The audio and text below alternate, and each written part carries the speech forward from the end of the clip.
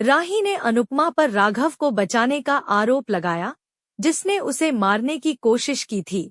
जी हाँ दोस्तों, अनुपमा के नए प्रोमो में अनुपमा और राही के बीच टकराव को दर्शाया गया है, जहां वे अपनी अलग अलग राय के कारण फिर से लड़ते हैं।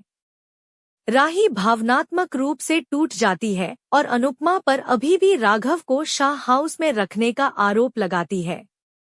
अनुपमा राही को शांत करने की कोशिश करती है, लेकिन राही अपनी मां को याद दिलाती है कि राघव वह व्यक्ति है जिसने अतीत में उसे मारने की कोशिश की थी।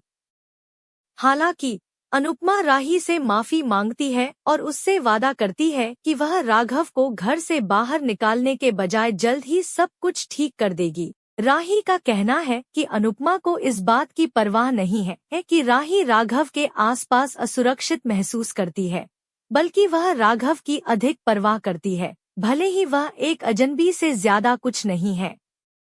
अनुपमा की चुप्पी का सामना करते हुए राही अनुपमा को याद दिलाती है कि कैसे उसने अतीत में दूसरों के लिए दान का काम करने के लिए अनुज और राही को नजरअंदाज कर दिया था। अनुज के बारे में सुनकर अनुपमा हैरान रह जाती है, जबकि राही कहती है कि अतीत में हुई घटनाओं के कारण अनुपमा में जरा भी बदलाव नहीं आया है। राही अनुपमा को चेतावनी देती है कि वह अजनबियों के प्रति अपनी दयालुता के कारण सभी को दोबारा न खो दे, क्योंकि उसके कारण उसके प्रियजन खतरे में पड़ जाते हैं। राही द्वारा अतीत की याद दिलाए जाने से अनुपमा का दिल टूट गया। राही के आरोप सुनकर अनुपमा को दुख और ठेस पहुंचती है, लेकिन राही के आरोपों को सुनकर अनुपमा आहत और दुखी महसूस करती है, लेकिन अपने किए के लिए माफी मांगती रहती है।